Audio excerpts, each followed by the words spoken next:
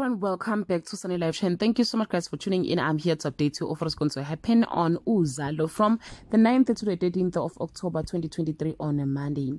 Lily is left slightly disappointed when she finds a small fish instead of their kingpin. Nonka is in trouble when they don't find any collars in Tombi's store. Kapsile is fuming after Wizard's actions.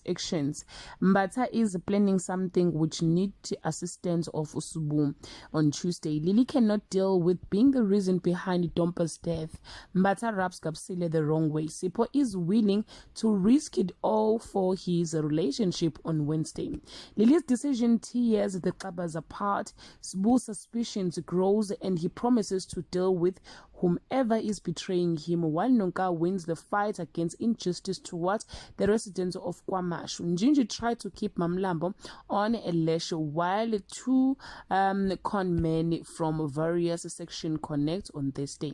Sipho abandons his friend for playing kids' game. Madongwe pays Mondli a visit to ask him to call Lily back. Wizard charms Lily away from asking about him on Friday.